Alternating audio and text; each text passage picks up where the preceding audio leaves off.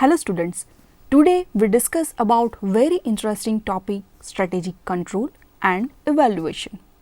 This session deals with establishing strategic controls. There are four types of strategic control. First, premise control. A. Environmental factors. B. Industry factors. Second, strategic surveillance.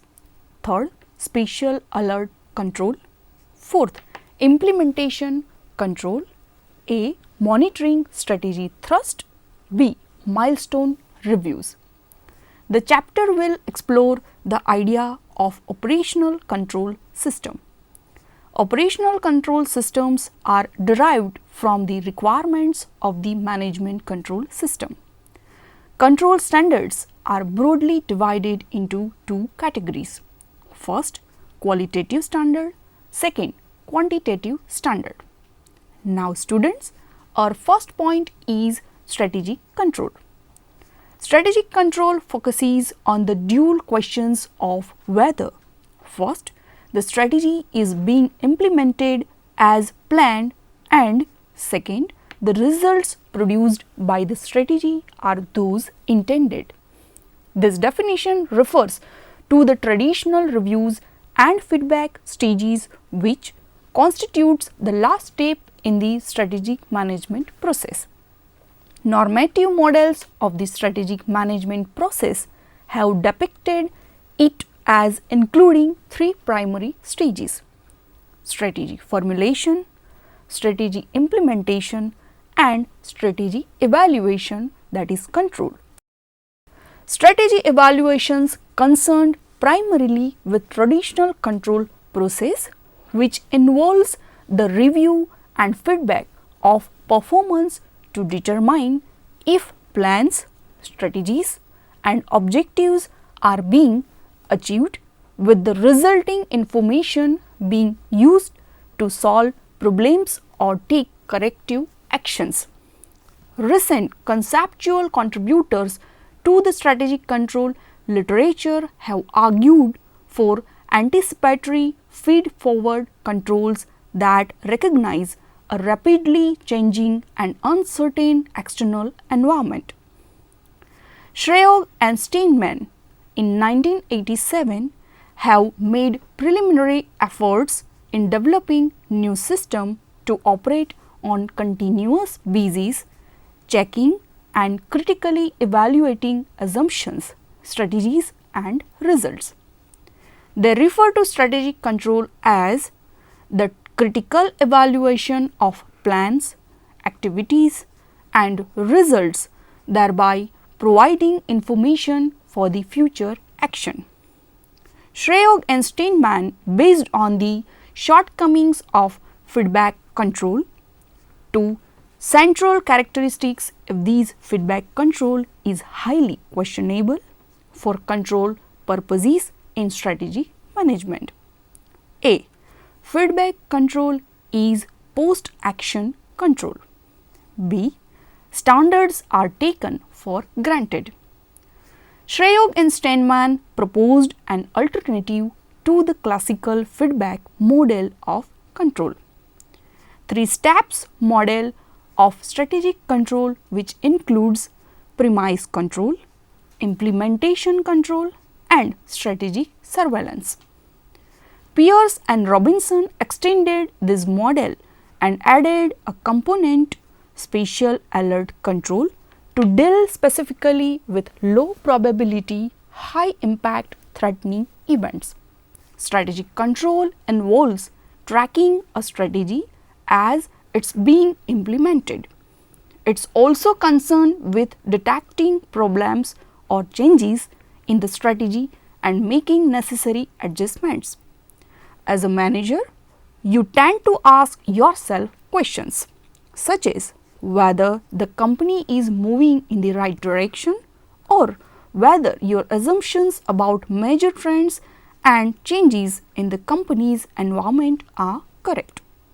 Such questions necessitate the establishment of strategic controls.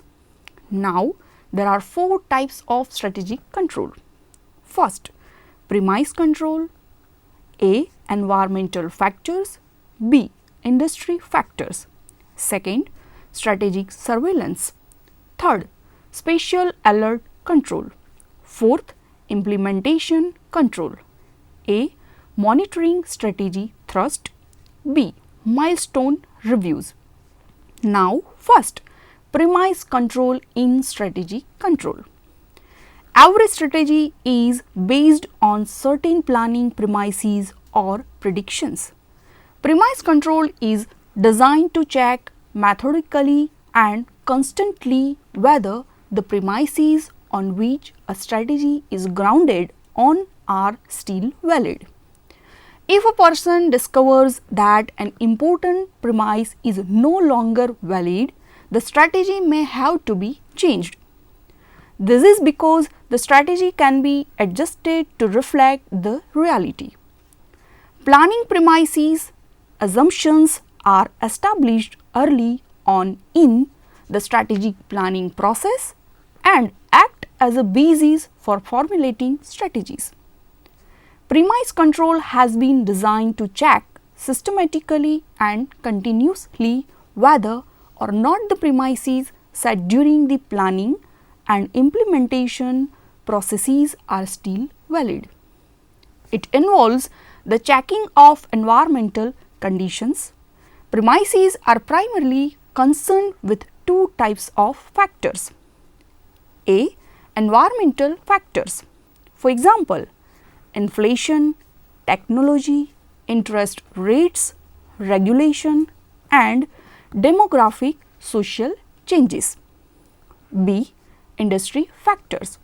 For example, competitors, suppliers, substitutes, and barriers to entry. All premises may not require the same amount of control. Now, second, strategic surveillance in strategic control.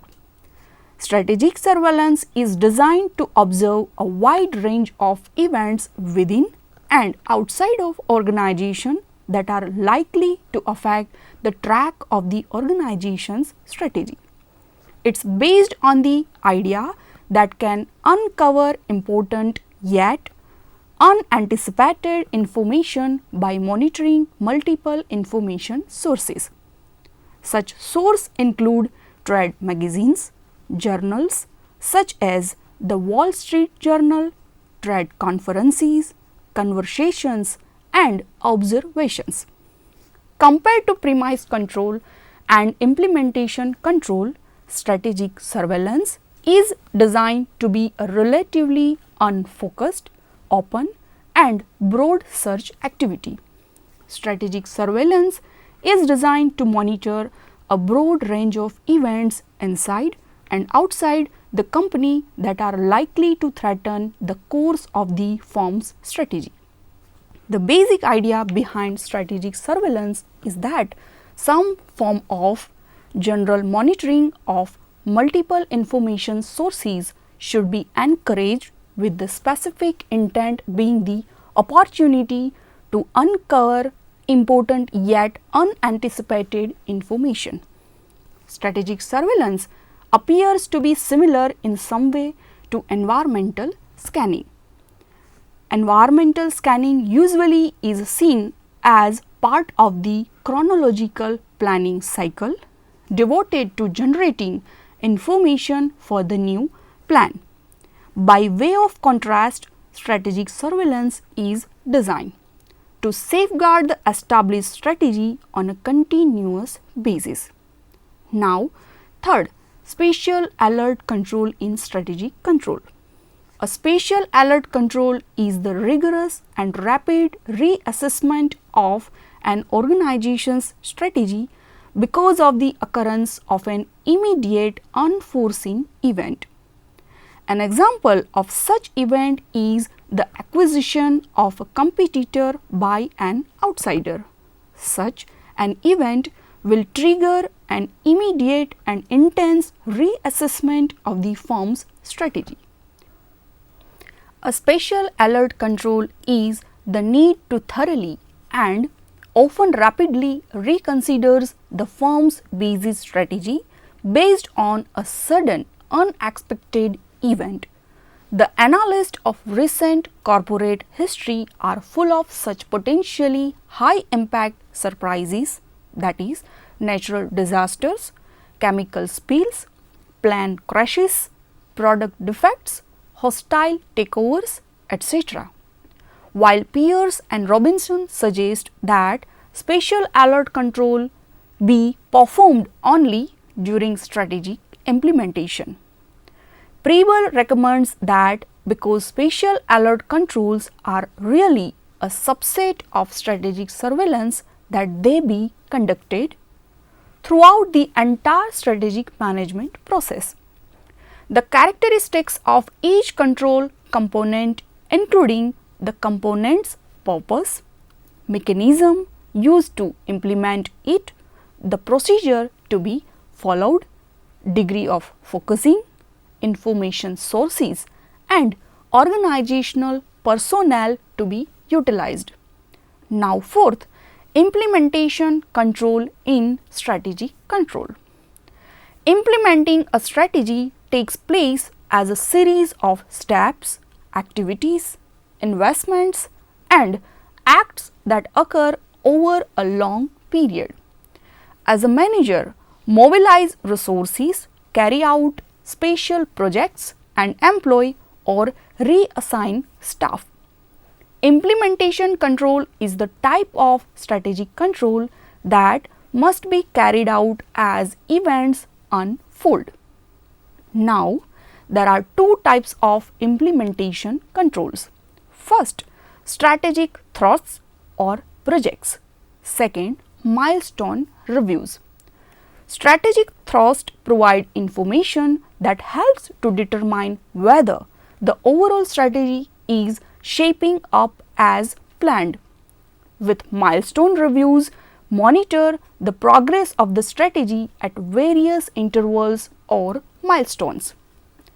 Strategic implementation control provides an additional source of feed-forward information. Implementation control is designed to assess whether the overall strategy should be changed in light of unfolding events and results associated with incremental steps and actions that implement the overall strategy. Operational control. Unlike operations control, strategic implementation control continuously questions the basic direction of the strategy. Now, the two basic types of implementation controls are A. Monitoring strategic thrust, new or key strategic programs. Two approaches are useful in enacting implementation controls focused on monitoring strategic thrusts. First, one way is to agree early in the planning process on which thrusts are critical factors in the success of the strategy or of that thrust. Second, the second approach is to use stop-go assessments linked to a series of meaningful thresholds, time, costs, research and development, success, etc. associated with particular thrusts. B. Milestone reviews. Milestones are significant points in the development of a program, such as points where large commitments of resources must be made. A milestone review usually involves a full-scale reassessment of the strategy and the advisability of continuing or refocusing the direction of the company. In order to control the current strategy must be provided in strategic plans. Now students, a second point is operational control system. Operating control. Operational control systems are designed to ensure that day-to-day actions are consistent with established plans and objectives. It focuses on events in a recent period. Operational control systems are derived from the requirements of the management control system. Corrective action is taken where performance does not meet standards. This action may involve training, motivation, leadership, discipline, or termination. Now, differences between strategic and operational control. The differences between strategic and operational control are highlighted by reference to a general definition of management control. Management control is the set of measurement, analysis, and action decisions required for the timely management of the continuing operation of a process. Operational control systems help operating managers to implement strategy at their level. These systems help to guide, monitor, and evaluate progress in meeting of the annual objectives of the company. Corporate resource planning, budgets, and policies and procedures are three important topics in operational control. The most common type of budgets that translate companies' objectives are revenue budgets, capital budgets, and expenditure budgets.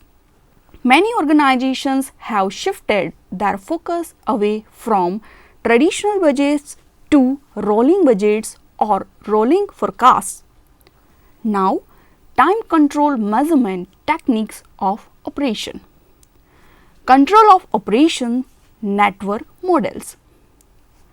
PERT, CPM, balance scorecard, and benchmarking.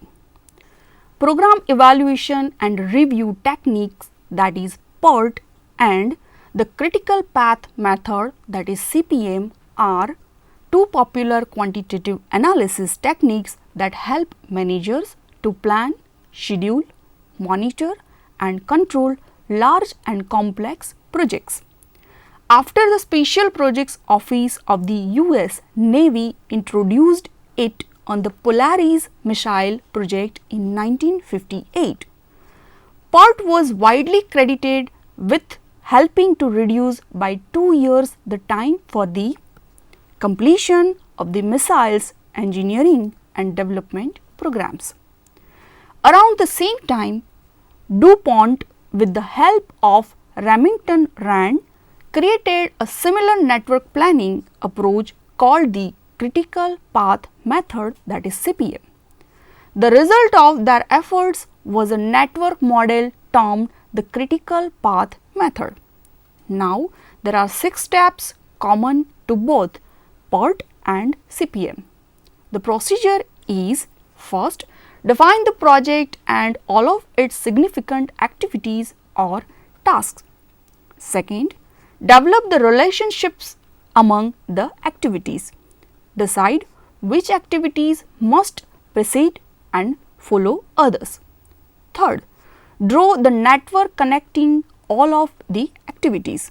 Fourth, assign time and or cost estimates to each activity. Fifth, compute the longest time path through the network. This is called the critical path. Sixth, use the network to help plan, schedule, monitor, and control the project. Finding the critical path is a major part of controlling a project. Although PERT and CPM are similar in their basic approach, they do differ in the way of activity times which are estimated. PERT is a probabilistic technique. It allows us to find the probability the entire project will be completed by any given data. CPM is called a deterministic approach. It uses 2 time estimates: the normal time, the time with estimates it will take under normal conditions to complete the activity, and the crash time, the shortest time it would take to finish an activity if additional funds and resources were allocated to the task. For each activity, because of their similarity, only PERT will be discussed in detail. PERT networks are developed around 2 key concepts: activities and events. An activity represents a task or sub-project that uses time or resources. It is represented by an arrow. An event is an indication of the beginning and or ending of activities in the network.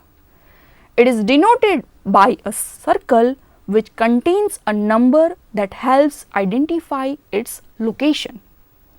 In constructing a pod network, manager must first develop a list of the major activities that are involved in the project and then determine which activities must precede others.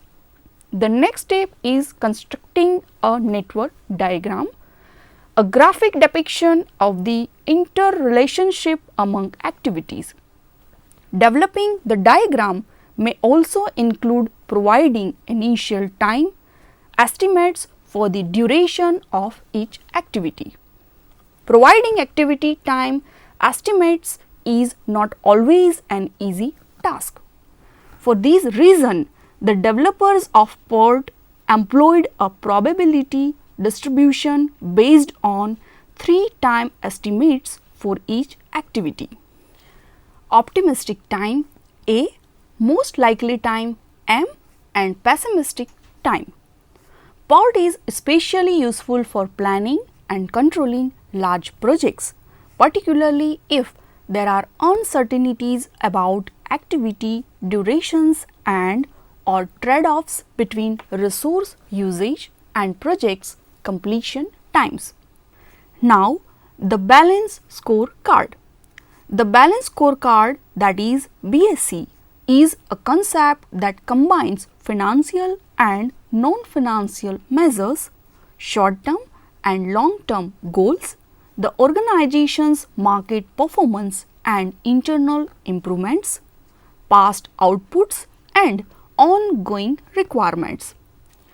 The BSC framework considers the customer perspective. To achieve vision, how should it appear to customers? Internal business process perspective. To satisfy customers and shareholders, what business processes must excel at? And the innovation, learning and growth perspective. To achieve vision, how will it sustain its ability to change and improve? In addition to the financial perspective, to succeed financially, how should it appear to its shareholders? In the implementation of the BSC, these perspectives are seen and evaluated in an interconnected manner and not as stand-alone perspectives. The BSC is useful as a tool for strategic performance control and strategic learning. Operational control systems help operating managers to implement strategy at their level.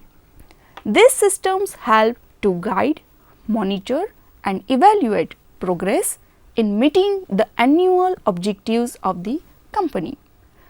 Corporate resource planning, budgets and policies and procedures are 3 important topics in operational control. The most common types of budgets that translate companies' objectives are revenue budgets, capital budgets and expenditure budgets. Many organizations have shifted their focus away from traditional budgets to rolling budgets or rolling forecasts. Now, benchmarking. Benchmarking has transformed the way businesses are organized, managed and run. Benchmarking is the process of improving performance by continuously identifying, understanding, studying and analyzing and adapting outstanding practices and processes found inside and outside the organization and implementing them in the organization. Benchmarking is beneficial in raising operational efficiency.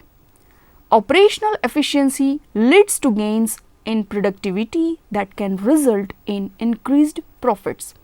But benchmarking is not a strategic decision making tool. Now, operational control process. Establishment of standards. Standards are the targets against which subsequent performance will be compared. They serve as the benchmarks because they specify acceptable levels of performance. Now, control standards are broadly divided into two categories. First, quantitative standard. These are generally expressed in physical or monetary terms. Such standards are set up in respect of production, finance, sales, etc., where results can be measured in exact quantitative terms.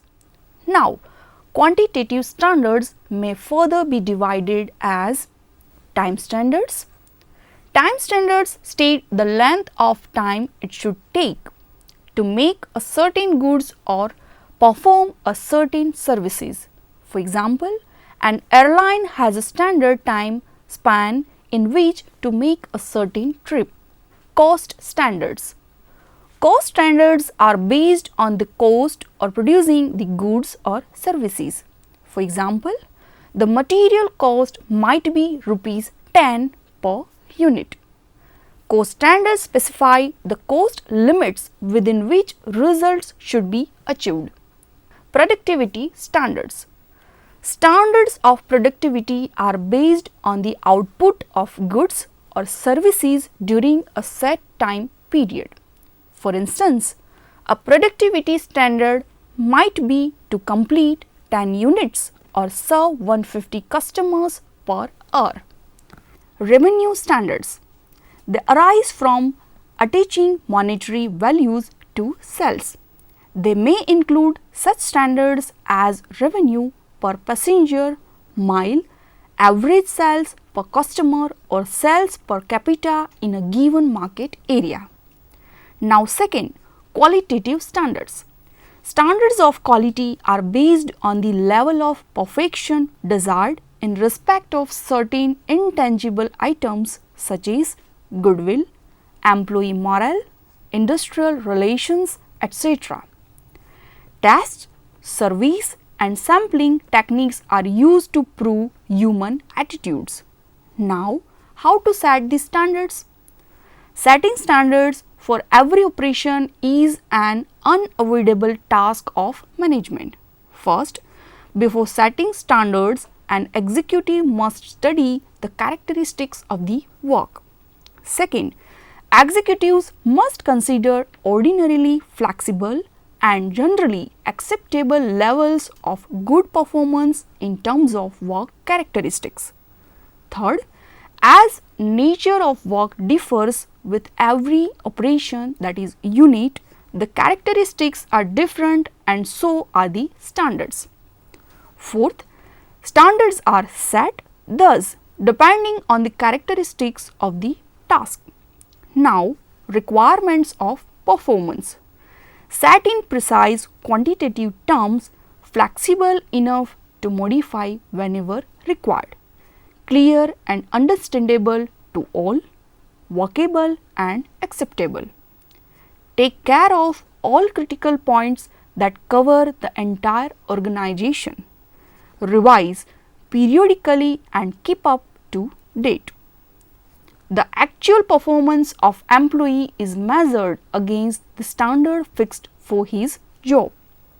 This should be done in an objective manner, where standards are expressed in numerical terms. Measurement does not create problems. For example, performance of a worker in terms of units produced in a week could be easily measured against the standard output for the week. On the other hand, measuring the performance of a human resource manager, where standards cannot be set in precise terms, is not easy. In that case, indirect measures such as numbers of strikes organized during his tenure. Generally speaking, measurements of performance is more difficult at the higher levels of management. Measurement can be done directly through personal observation or indirectly through regular reports that is oral or written. Now students, let's summarize the session. In this chapter, we discussed establishing strategic controls. Students learned about 4 types of strategic control. First, premise control. Second, strategic surveillance. Third, spatial alert controls. Fourth, implementation control. Students got knowledge about time control measurement techniques of operation, control of operations network models, that is PERT, CPM, balance scorecard, benchmarking. Moreover, students got idea about operational control system. Students cleared with 2 important categories of control standards, namely qualitative standards and quantitative standards. In quantitative standards, we further discussed time standard, cost standard, revenue standard, productivity standard. I hope students understood this session. Thank you.